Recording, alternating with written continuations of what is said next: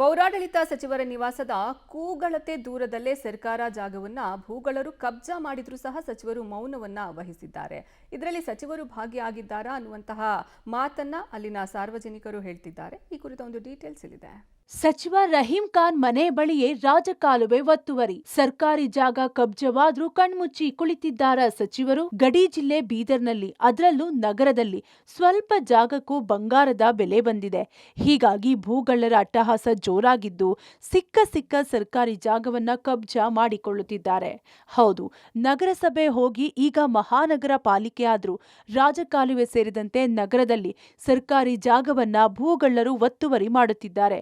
ಕೆಲವು ಪ್ರಭಾವಿ ಮುಖಂಡರು ಸರ್ಕಾರಿ ಜಾಗವನ್ನ ಕಬ್ಜಾ ಮಾಡುತ್ತಿದ್ದು ಎಲ್ಲಾದ್ರೂ ಸರ್ಕಾರಿ ಜಾಗ ಬಿದ್ದಿದೆಯಾ ಎಂದು ವಂಚು ಹಾಕುತ್ತಿದ್ದಾರೆ. ಬೀದರ್ ನಗರದ ಓಲ್ಡ್ ಚಿದ್ರಿಯಲ್ಲಿರುವ ರಾಜಕಾಲುವೆ ಬಹುತೇಕ ಒತ್ತುವರಿಯಾಗಿದ್ದು ಯಾರ ಭಯವಿಲ್ಲದೆ ಭೂಗಳ್ಳರು ಒತ್ತುವರಿ ಮಾಡುತ್ತಿದ್ದಾರೆ.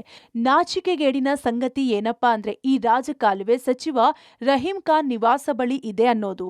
ಹಲವು ವರ್ಷಗಳಿಂದ ಪ್ರಭಾವಿ ವ್ಯಕ್ತಿಗಳು ರಾಜಕಾಲುವೆಯನ್ನ ಬಹುತೇಕ ಒತ್ತುವರಿ ಮಾಡುತ್ತಾ ಬರುತ್ತಿದ್ದು ಯಾರು ಒತ್ತುವರಿ ತೆರವು ಮಾಡುವ ಧೈರ್ಯ ಮಾತ್ರ ಮಾಡುತ್ತಿಲ್ಲ.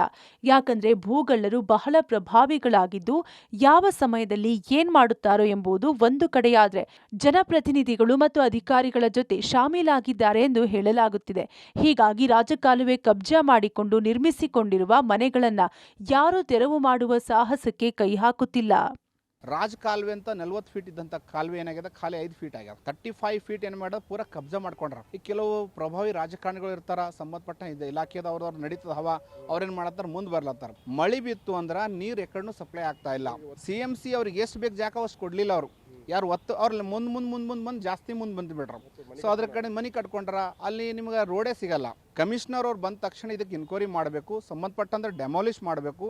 ಬೆಂಗಳೂರು ಮಾದರಿಯಲ್ಲೇ ಗಡಿ ಜಿಲ್ಲೆ ಬೀದರ್ನಲ್ಲೂ ರಾಜಕಾಲುವೆ ದೊಡ್ಡ ಪ್ರಮಾಣದಲ್ಲಿ ಒತ್ತುವರಿ ಮಾಡಿದ್ದಾರೆ. ಈ ಬಗ್ಗೆ ನಿಮ್ಮ ಪಬ್ಲಿಕ್ ಟಿವಿ ಕೂಡ ಸ್ಥಳಕ್ಕೆ ಹೋಗಿ ರಿಯಾಲಿಟಿ ಚೆಕ್ ಮಾಡಿದಾಗ ರಾಜಕಾಲುವೆ ಮೇಲೆಯೇ ಮನೆಗಳನ್ನು ನಿರ್ಮಿಸಿರುವ ದೃಶ್ಯಗಳು ಕಂಡುಬಂದವು. 30 ರಿಂದ 40 ಅಡಿ ಅಗಲವಿದ್ದ ಚಿದ್ರಿ ರಾಜಕಾಲುವೆಯನ್ನ ಭೂಗಳ್ಳರು ಒತ್ತುವರಿ ಮಾಡಿದ ಪರಿಣಾಮ ಇಂದು 10 ಅಡಿ ಮಾತ್ರ ಉಳಿಸಿದ್ದಾರೆ. ಹೀಗಾಗಿ ಮಳೆ ಬಂದ್ರೆ ನೀರು ಹೋಗಲು ಬೇರೆ ದಾರಿ ಇಲ್ಲದೆ ರಸ್ತೆ ಮೇಲೆ ನಿಲ್ಲುವ ಪರಿಸ್ಥಿತಿ ನಿರ್ಮಾಣವಾಗಿದೆ.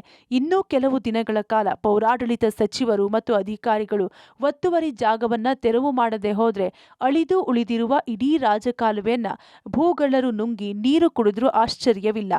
ಇತ್ತ ನೂತನವಾಗಿ ಬರುವ IAS ಅಧಿಕಾರಿ ಕಬ್ಜವಾಗಿರುವ ಈ ಸರ್ಕಾರಿ ಜಾಗವನ್ನ ತೆರವು ಮಾಡಿ ವಶಕ್ಕೆ ಪಡೆಯುತ್ತಾರೆ ಎಂದು ಜನರು ಕಾಯುತ್ತಿದ್ದಾರೆ.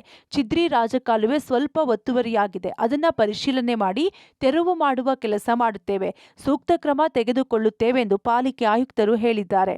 ಒಂದು ರಾಜಕಾಲುವೆ ಇದೆ ಅಂತಂದ್ರೆ ಅದಕ್ಕೆ ಇದು ಇರ್ತದೆ, ಬಫರ್ ಝೋನ್ ಇರ್ತದೆ ರೀ. ಬಫರ್ ಝೋನ್ ಬಿಟ್ಟೆ ಕಟ್ಕೋಬೇಕು. ಬಟ್ ಅಲ್ಲಿ ಸ್ವಲ್ಪ ಎನ್ಕ್ರೋಚ್ಮೆಂಟ್ ಆಗಿದೆ. ಚಿದ್ರಿಯಲ್ಲಿ ಎದರ್ ಡ್ರೈನ್ ಇದೆ ರೀ. ಅಲ್ಲಿ ಚಿದ್ರಿಯಲ್ಲೇ ಒಂದು 4-5 ಮನೆಗಳಾಗಿದ್ದಾವೆ ರೀ. ಅದು ಅಲ್ಲೇ ಮಾತ್ರ 4-5 ಮನೆಗಳು ಎನ್ಕ್ರೋಚ್ಮೆಂಟ್ ಇದಾವೆ. ನಾವು ಅದಕ್ಕೆ ಕ್ರಮ ವಹಿಸ್ತೇವೆ. ವಿತೌಟ್ ಕನ್ವರ್ಷನ್ ಲ್ಯಾಂಡ್ ಆಗಿದ್ದು ಅನಧಿಕೃತವಾಗಿ ಕಟ್ಕೊಂಡಿದ್ದಾರೆ. ಒಟ್ಟಾರೆ ಇನ್ನಾದರೂ ಸಚಿವರು ಮತ್ತು ಅಧಿಕಾರಿಗಳು ಒತ್ತುವರಿಯಾಗಿರುವ ನಗರದ ಸರ್ಕಾರಿ ಜಾಗವನ್ನ ತೆರವು ಮಾಡುತ್ತಾರೆ ಎಂಬುದನ್ನು ಕಾದು ನೋಡಬೇಕಿದೆ. Mallikarjun Kuppigudda, public TV, Bidar.